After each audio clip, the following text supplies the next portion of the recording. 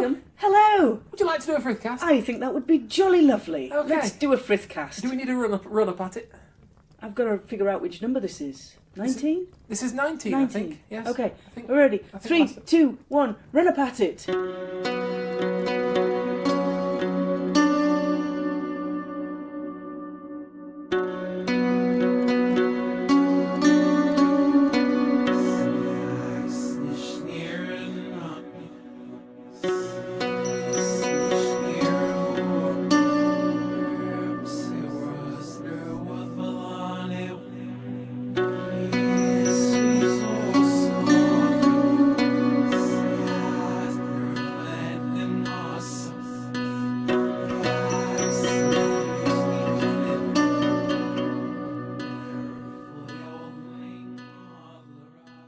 Come in, sit down, warm your knees by our virtual campfire. Come and settle in. Grab a log, grab a marshmallow on a stick, get a cup of coffee. Marshmallow on a stick! It's all good. Marshmallow on a stick. And rum. Rum on a stick! Rum No. won't go on a stick. Can you freeze rum? What happens if you freeze... This is a chemistry question, isn't it? Or physics, I'm not sure which. Anybody out there? What happens if you freeze high alcohol? I think it freezes around the edge and the middle stays liquid, doesn't it? Yeah? Yeah, because you do it with... Do you do it with sake like that? Or is that Possibly. It's got a freezing... incredibly, horribly bad thing to do to proper sake? Yeah, probably. It's got a freezing point. Okay. Because everything has a freezing point. But I don't know at what happens to it in the meantime. Whether it explodes, does it explode? How do This we... could be bad. What are we talking about this time? I don't know, but exploding rum on sticks, apparently. Exploding rum on sticks. Listeners, consider yourselves welcome around our campfire, What are we talking about, exploding rum on sticks? where you can have marshmallows and exploding rum on sticks. Yeah, fine, upstanding British tradition. Indeed. Or at least the marshmallow part is, anyway. Absolutely. Yeah, Union Jack ashtrays and exploding rum sticks. Only in very particular parts of Britain. Also pants. Pants. Yeah, Union Jack pants. And exploding pants on sticks. I don't think they explode. Can you toast them over a fire? It'd be inconvenient. You could toast Only the if pants you were over... wearing them would it be inconvenient. I suppose, yeah. Yeah, you could always just wave them. Yeah. Pants on sticks make good flags. No. No? Mm-mm. Okay. I thought that's why they put Union Jacks on them. Oh, I'm sorry, Union flag. I On was supposed to say sticks Union of flag. pants. I don't know. Okay. Let's choose to do that another night. Okay. This evening, let's settle down and do That's all Frithcast number 19! That's all going to get cut, isn't it? No. Oh, okay, fair enough. Leave it all in. Frithcast number 19! Frithcast number 19. Welcome to Frithcast number 19. Hello! Hello. Hello, viewers. Hello, listeners. Listeners. sorry. Lovely, lovely listeners. Yeah. Not quite viewers, because they'd be stood looking at the phone screen, and all they're going to get is one of those wee little sound graph things. That's true. Yeah. The little spectrally things. Yeah, one of those. Yeah. All good, but not hugely interesting for half an hour. Probably not. Hopefully, we will be. That would be good. I could go for that. Nice segue. I like the recovery. That was really quite good. There's a first time for everything. There is. Is anybody still out there? Okay. Let's carry on anyway. Welcome to Frithcast number 19. Hello. I'm Suzanne. I'm one of the UK ambassadors for TAC, which is the Asatru community. Hello, Suzanne. Hello. Hello, listeners. I am Kate. I am not an ambassador for any darn thing. I couldn't. I couldn't ambassad. I don't think if my life depended on it. Oh, I'm too abrasive. I'm a passing wandering druid type. I was Yes. going to say wandering minstrel, but I don't know the lyrics. A Chocolate. thing of some things and something else. Wandering minstrel, a thing. And my voice doesn't serve it well at the moment. I've spent too long introducing myself. Hello, I'm Kate. I'm going to shut up now. Suzanne. Okay. We thought for episode 19 we'd have a look at how to do a blot. A blot. A blot. Tell me what a blot is. Well, it's where your ink splats on the paper and you don't want it to. Mm. That's why you have blotting paper. Blotting paper. And, that wee little pot of sand thing if you're really going to go back that far. Oh, why did I not think of this? That's it. End of episode. Thank you. Okay, Good night. We go good. now. Bye. Not that kind of blot. I'm assuming that we're not talking about that kind of blot. Not that kind of blot. I know what a blot is. I was doing for reference purposes. That's all. Oh, okay. Tell me what a blot is. I missed that part. Okay. I just went zooming on into what a blot is but isn't, and totally missed the subtlety. Okay. Sorry. Go on. No, you know. I'm too. Not even slightly. Okay, so a blot in terms of being a heathen is a ceremony or ritual, and it's one you can perform on your own, or you can do in a group.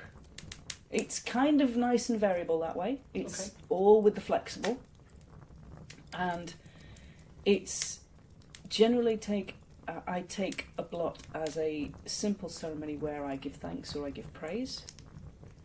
So I might choose to dedicate a blot to one particular deity. Okay.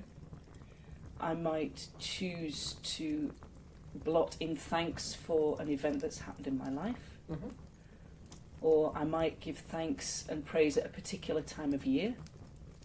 So I might do a blot for a solstice, or for a turning of the seasons. So a blot could be used for all of these things. So it depends really on what you want to do. Okay. It's more, I know we've talked a little bit about prayer before, whether it's informal or formal. A blot for me is a little bit more on the formal side, whereas I can sit and talk to the gods at the end of the day, or tell them things about my day and say, hey look, there was a thing today and I did this. Yeah. And I just wanted to say, it was a brill thing that happened in my life, tar very much. So that... Or I handled it in this way. That for me is an informal prayer, if you like. That wouldn't require any particular kind of ritual... Not necessarily, no, although it does depend on the person. There's a lot of UPG when it comes to your relationship with the gods. There may be particular gods that you favour, or there may be particular gods that favour you. Okay. There may be ones that you're just getting to know. You may have just come to the faith and you're thinking, by goodness, there's dozens of them. Where do I even start? Do I do this alphabetically? How do I start understanding who does what and who's responsible for which things? So a blot for me, it may be that I look at naming a particular god, goddess, lady, lord in that. I may be looking at focusing on a particular time of year. I may be looking at doing a combination of the two. Okay.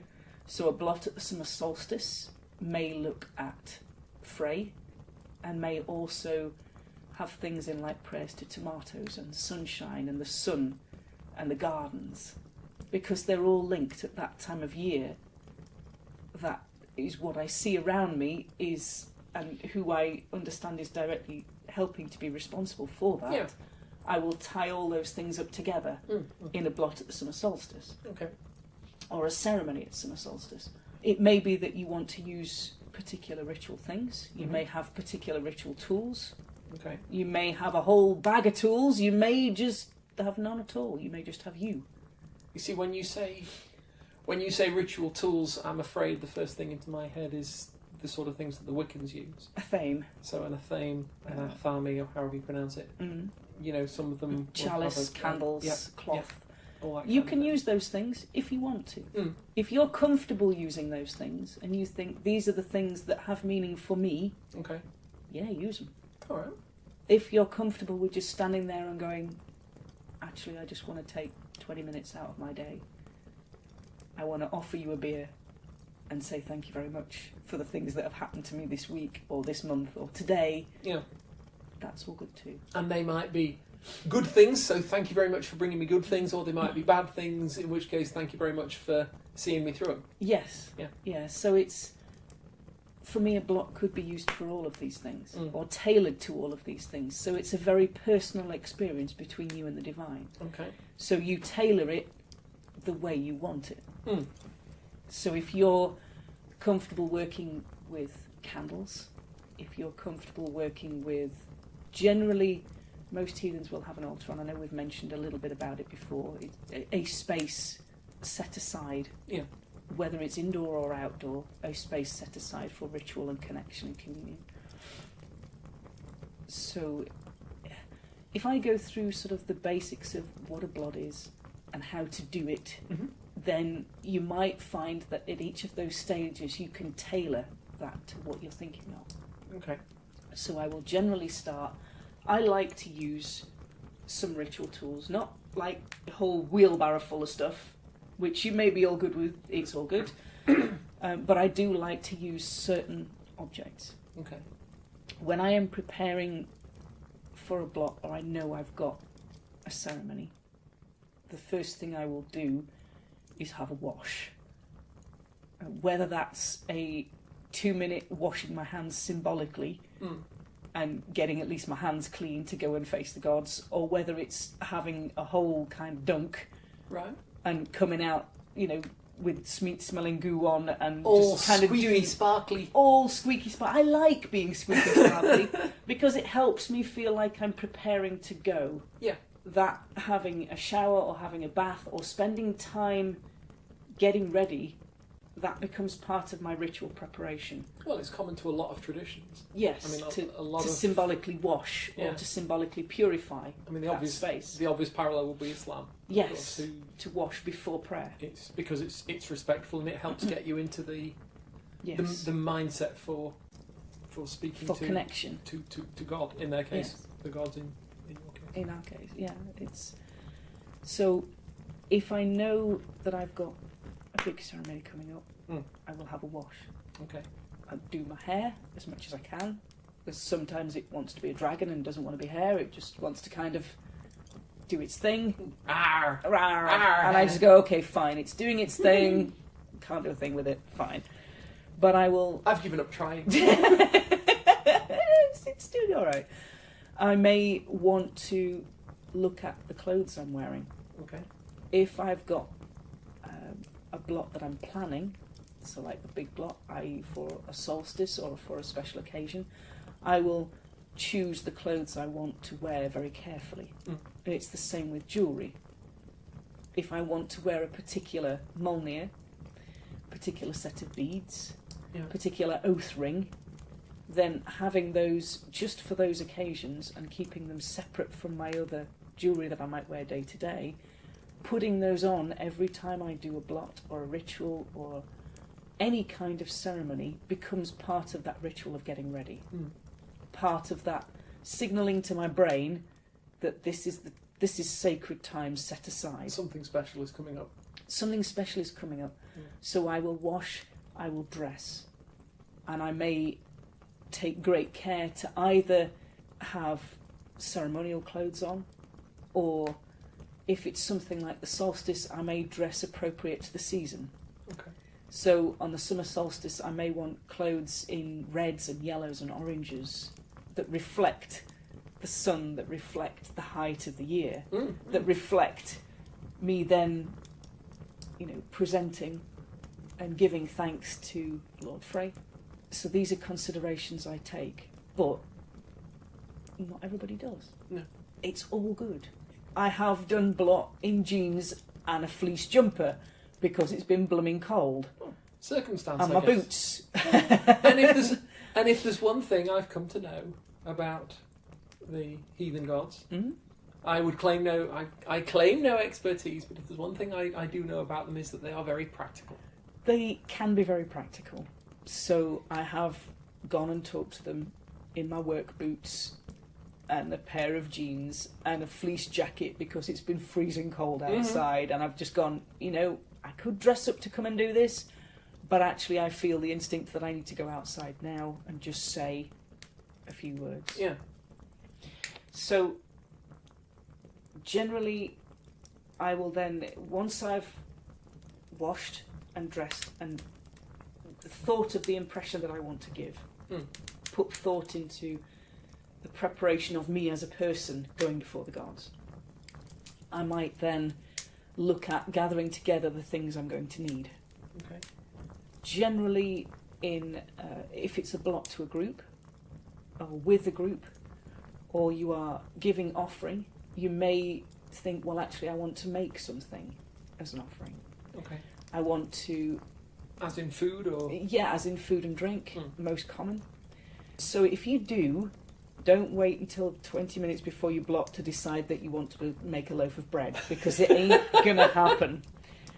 It's going to be a bit squishy, and maybe not the best loaf of bread you're going to make. So in that case, your preparations need to start way beforehand. And I suppose they're not going to be overly impressed with a special, here, I've got you a making bread kit, you can do your own. Yeah, no, that might not be the most appropriate gift that you can offer. Not the most appropriate sacrifice. So if you are planning on doing something like making your own bread, or baking buns, baking a cake, even making flatbreads, if you're planning on making your own candles to burn in the ritual, or you're planning on making your own mead to serve at the ritual, these things take time. Mead does? Yeah. Mead's So, like, or isn't it even if something you're like planning, 8 years or something? no, maybe not that long, but I guess it depends on the mead. I think it's a ludicrous amount of time. Yeah, maybe a blot 8 years in the making would be fairly mighty, to be fair. That would be some awesome ceremony right there. But you might think, actually, I want to make scented candles to use in the ritual. Or I want to bake bread to offer or to share around the group or to share around the kindred, or to, I want to make slow gin. Slow gin. Slow gin will take a good couple of weeks to make, so even that will take time to do. I want slow gin now. Yeah, I know. It's fine. Okay. So if you're thinking of any of these things, plan them into your preparations well before the day. Okay. Make sure you've got all the ingredients you need. Don't get to a critical point and then in your cake baking and then realise you don't have any eggs. Not good. That would be bad. Yeah. Cakes tend not to do well without eggs. Well, you can do them without. I'm no culinarist. You can do vegan cake, Oh, I suppose, but yes. that needs different ingredients again. So whatever, if you're planning something to share or to bring to a blot that takes time, Yep. plan your time in Plan first. Plan it in. Speaking from the experience of somebody who's managed to do some of these things, take it from me and plan it in first. Because, yeah, it doesn't go quite the way you want it to otherwise. So once you've made your preparation, your long-term preparations, Yeah. and I've washed and I've dressed and I've got my ritual kit together, if I am planning a blot for just me, it may be quite formal, it may be quite informal. So I may be planning quite a short ceremony, or I may be planning a long formal one where I've written a script out, or I have a script on cards for people to say. So again, that takes preparation beforehand. Yeah. This may be your thing and it may not be. It's all good, and these are all sort of things that you can mix and match, consider, try out, see how they feel for you. It is all with the UPG.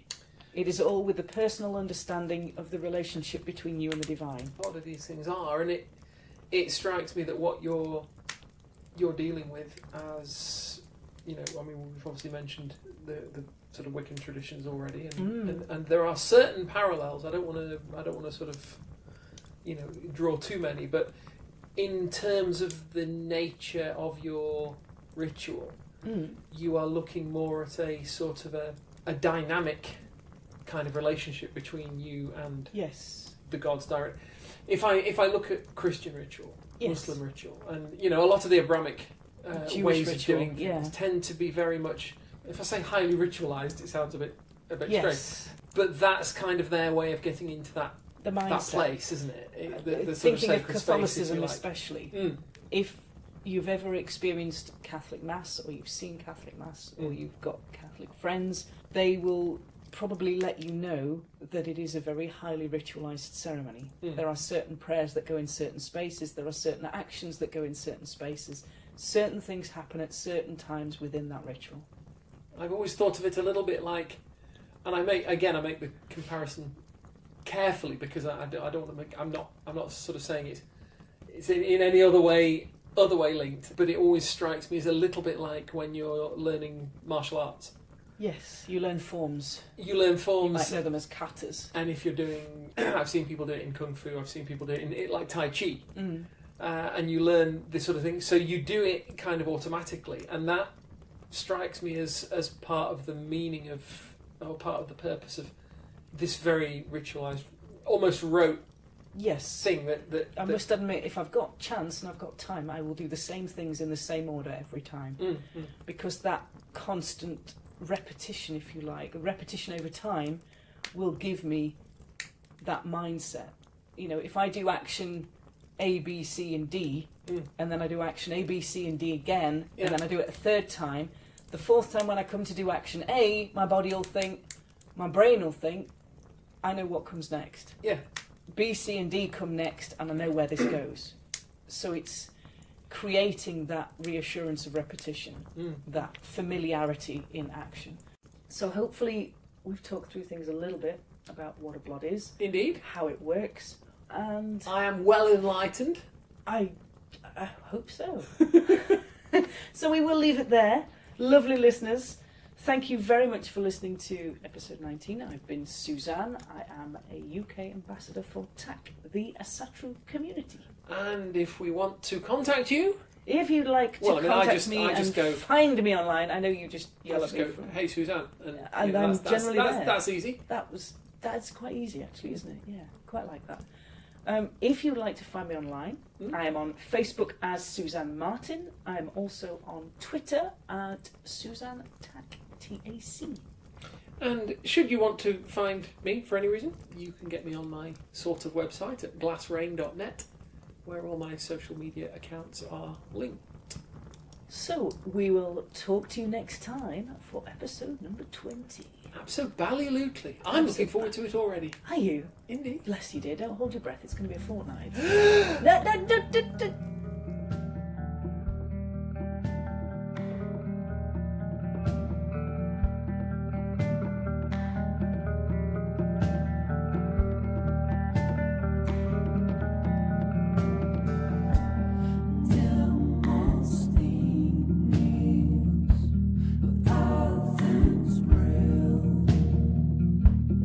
Can't